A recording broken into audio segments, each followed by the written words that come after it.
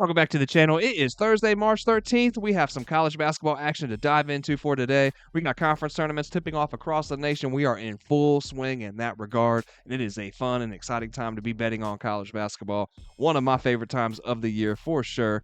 Plenty of opportunities to make some cash, guys. Now, with these conference tournaments, though, we got to keep in mind that all of these games are being played at neutral courts, right? But the thing is, some of those neutral courts aren't quite neutral after all. We'll discuss one of those games here in this video, actually. So just the overall arching theme of this is make sure that you check out where that neutral location is at and see how that factors into the teams that are playing. Some of these neutral locations are pretty damn close to where these teams actually play their home games anyways.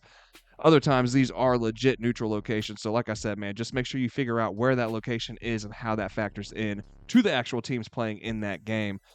So with that in mind, if you guys don't mind, go ahead and hit that like button down below for me if you can, and hit subscribe if you have not already. And let's go ahead and dive into the first pick. And like I said, it's one of those games where it's a neutral court. It's Indiana that we're looking at taking on Oregon. This one's being played at Gainbridge Fieldhouse in Indianapolis, Indiana. So obviously, there's going to be a lot of Indiana Hoosier fans here, right? That's what I'm thinking here. We can catch Indiana on the money line at plus money. Plus 110 over there at DraftKings is the best price that is on the board right now.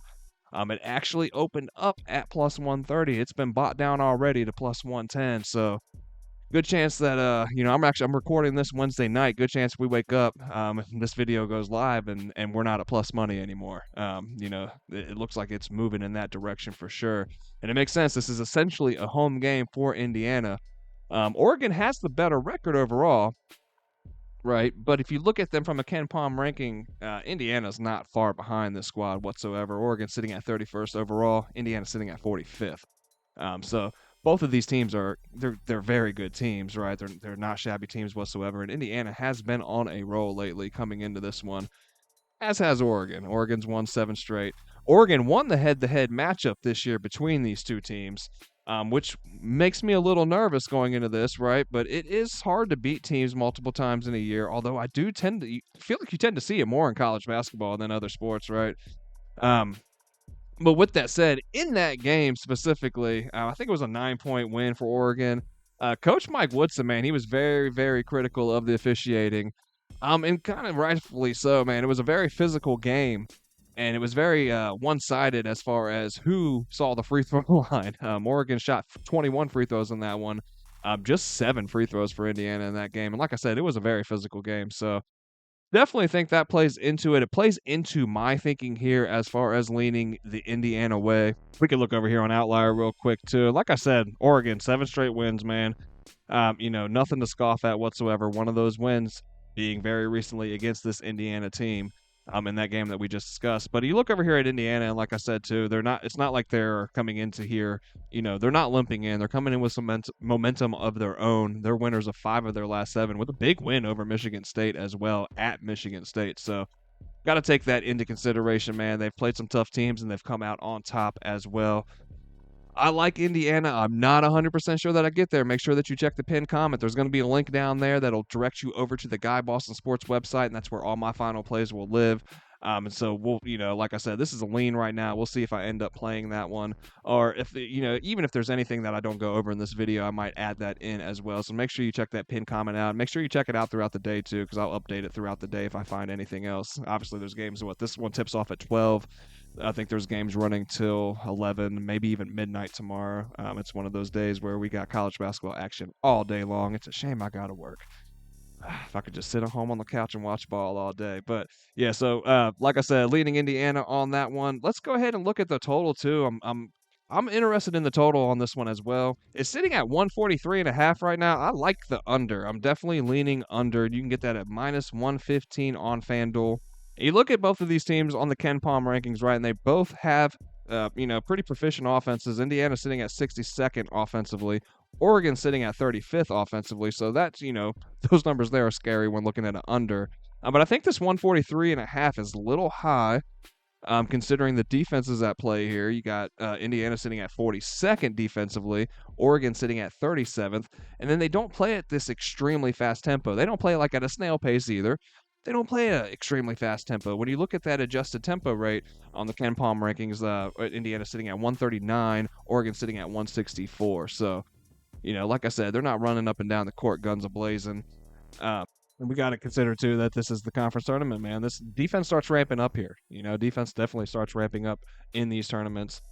Indiana is also, 11 of their last 18 after a win, the under has hit. Oregon, 8 of their last 14 after a win, the under has hit. Both of these teams are coming into this one off of a win.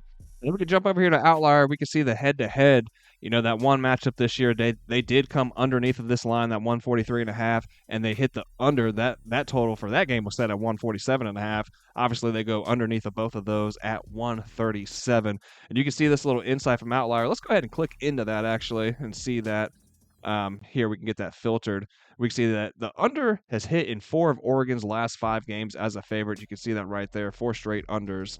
So 4 of the last 5 for an 80% hit rate.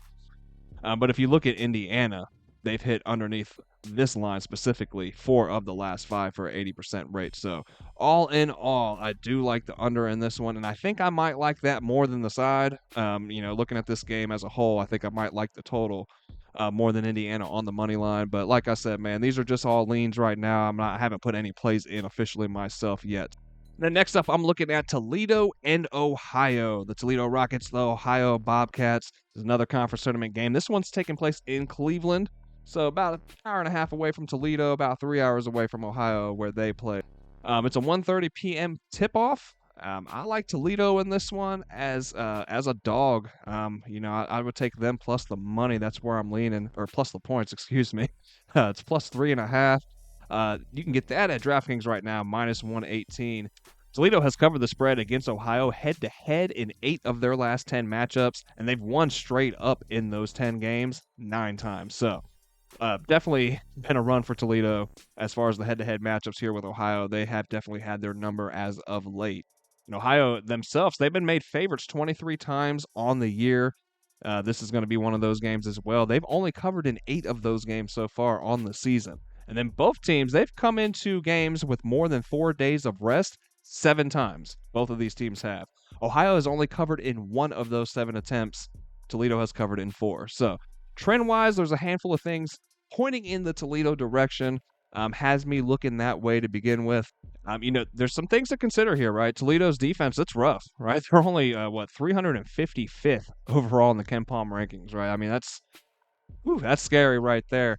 But Ohio's offense isn't special at by any means, right? They're sitting at 180 overall in the Ken Palm rankings offensively. Their defense isn't much better than Toledo's either. They're sitting at 226. Toledo's offense, on the other hand, is sitting at 91st overall in the nation offensively. So it's the most potent aspect of either side of these teams, offensively or defensively. The Toledo offense is the best of like the 4 sides, right? Of, Toledo and Ohio as far as offense and defense. Toledo's offense is kind of taking the cake of the 4 sides there. And I think that helps them keep this game close. I think that, the other units here are going to struggle enough, and Toledo can make enough buckets to at least keep this within a couple possessions. And just a quick look at Outlier, we can see right here all those green arrows like we talked about, man. They're a covering machine when it comes head-to-head against Ohio. And then just this insight here from Outlier, we can see the Toledo Rockets are 7-3 against the spread in their last 10 games when they are a dog. So 70% hit rate covering as a dog in the last 10 games. We got to like that there. So I'm leaning Toledo, like I said, minus 118 over there at DraftKings right now. We got another game tipping off here, 2:30, looking at Xavier and Marquette. And this one is a little scary. I'm looking at Xavier plus the points, man. Plus 2.5, minus 115 on MGM. They've covered the spread in this specific line as well in both of their meetings this year with Marquette. They lost by 2 in the first match, and then they won by 2 in the last game head-to-head. Pop over here to Outlier real quick and just look at this one. In the last 10 games, Xavier has covered in 8 of those 10 games, right? 80% hit rate that they have hit that plus 2.5. Not only covering that plus 2.5, but winning outright in those games. Marquette, on the other hand, 4-6 to this line right here, that minus 2.5. As far as covering in their last 10, just 3-7. So, Xavier definitely comes into this one with some momentum. Let's look at the money line real quick. We're not going to play the money line, but that can just give us a better idea of the wins and losses. And we can see Xavier's coming into this one with momentum, man, 7 in a row. 4 out of the last 7 for Marquette. So, they're kind of stumbling into this tournament action, coming off of 2 straight losses as well. The tough teams, definitely got to give credit where credit's due. But all in all, I like Xavier in this one. I feel like they're coming in with some really good momentum. I'm also looking at the total in this one as well, and this might be another one where I think I might like the total a little bit more than the side. It's sitting at 144.5. I also like the under in this one. -110 over there at FanDuel is the best price on the board right now. These two have played 3 games between them, not head to head, but just 3 games as a whole between them at neutral courts this year. All 3 of those games hit the under. The under has hit 13 of 20 times after a Xavier win as well, and then 5 of 8 times after a Marquette loss. That's the scenario that we're in coming into this game. And then both of these teams, man, they got strong defenses, right? Xavier sitting at 39th defensively, ranking-wise in the Ken Palm ratings. We got Marquette sitting at 21st. So, like I said, very strong defenses here.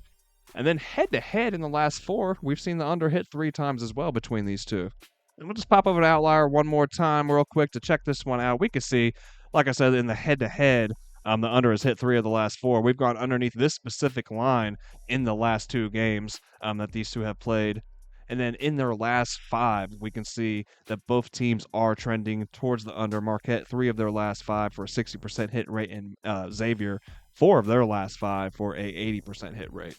Then lastly, I'm looking at one of those later games, man. I think it's a 9 p.m. tip-off. Middle Tennessee versus Louisiana Tech. I'm looking at Middle Tennessee on the money line. They are -120 favorites on FanDuel. That's the best price on the board for this game here. Louisiana Tech won both head-to-head matchups this season, and they did that last year too in the regular season. But then Middle Tennessee got their revenge in conference tourney play last year over La Tech, man, and I kind of see the same thing happening again here this year.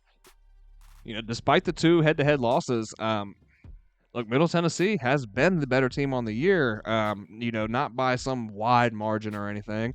But if we look at those Ken Palm ratings, man, we can see Middle Tennessee sitting at 117th overall, La Tech sitting at 125. It is hard to beat a team 3 times in a row, and we just pulled that off, taking Robert Morris on the money line the other day. They beat, God, I'm going blank now who they played even. Wow. But yeah, whoever it was, they beat them for the 3rd time in a row. I'm blanking on this one right now. But yeah, look, man, I don't know if we're gonna have that kind of luck go our way, for a second time in 1 week. I'm not putting my money on Louisiana Tech taking out Middle Tennessee for the 3rd time in a row this season. Especially after, like I said, man, the same scenario played out last season. A couple close games during the regular season where Louisiana Tech pulled out that dub. Middle Tennessee gets the close win in conference tourney play. Now, Middle Tennessee has won 5 of their last 7 games. Louisiana Tech only winners in 3 of their last 7.